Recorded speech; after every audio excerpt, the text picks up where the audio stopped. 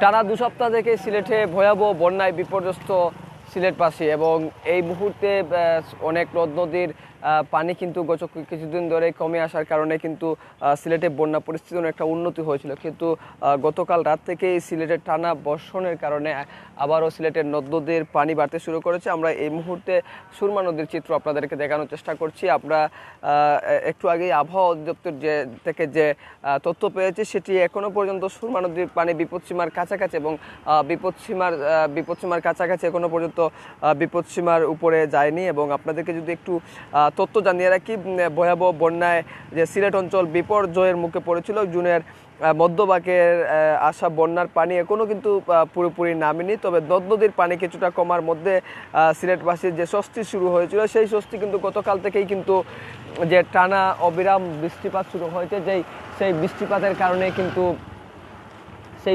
কারণে কিন্তু অনেকটা অস্বস্তি নিয়ে এসেছে। আমরা পানি উন্নয়ন বোর্ড থেকে যে সর্বশেষ প্রতিবেদন পেয়েছি সেটি সুরমা নদীর পানি সিলেটের যে পয়েন্ট রয়েছে সেই সিলেট পয়েন্টে 10 সেন্টিমিটার ছিল এবং বুধবার সেটি 12 সেন্টিমিটারে এসে দাঁড়িয়েছে। এবং নদীর পানি কানাইঘাট, শেওলা সহ বিভিন্ন নদ নদীর যে পানি রয়েছে সেই পানি কিন্তু ইতিমধ্যেই কিন্তু সেই নদীতে পানি বাড়তে শুরু করেছে। আমরা যদি আরেকটু আপনাদেরকে জানিয়ে রাখি, সিলেটে বেশ কয়েকদিন ধরেই যে ভয়াল বন্যা পরিস্থিতি সৃষ্টি হয়েছিল সেই বন্যায় কিন্তু সিলেটের নদ নদী সব ডুবে গিয়ে নগরের সিংহভাগ এলাকায় ডুবে গিয়েছিল এবং বিভিন্ন উপজেলা পানিবন্দী হয়ে পড়েছিল। এতে কিন্তু প্রায় বিপর্যয়ের মুখে পড়েছিল সিলেট, যোগাযোগ বিচ্ছিন্ন হয়ে পড়েছিল এবং এটি ভয়াবহ একটি বন্যার পরিস্থিতি সৃষ্টি হয়েছিল। ইতিমধ্যেই কিন্তু অনেক জায়গায় পানি কমতে শুরু করেছে, কিন্তু গতকাল থেকেই কিন্তু যে টানা অবিরাম বৃষ্টিপাত, সেই বৃষ্টিপাতের কারণে কিন্তু সিলেটের নদ নদীর পানি আবারও বাড়তে শুরু করেছে। আর এই নদ নদীর পানি বাড়তে শুরু করায় কিন্তু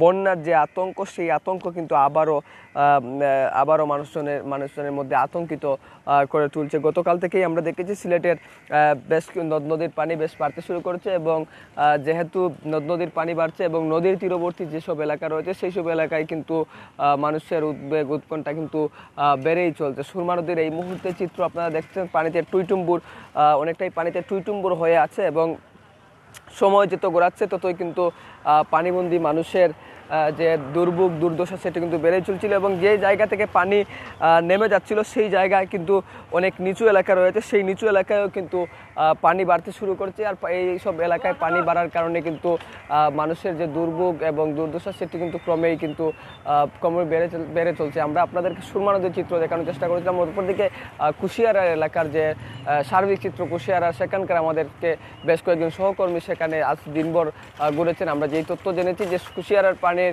বাড়তে থাকার কারণে কুশিয়ারা তীরবর্তী যে এলাকাগুলো রয়েছে সেই এলাকা ইতিমধ্যে প্লাবিত হয়েছে এবং যোগাযোগ ব্যবস্থা অনেকটাই কিন্তু বিচ্ছিন্ন হয়ে পড়েছিল। তো সিলেটের এই ছিল নদ নদী পানি বাড়ার সর্বশেষ তথ্য।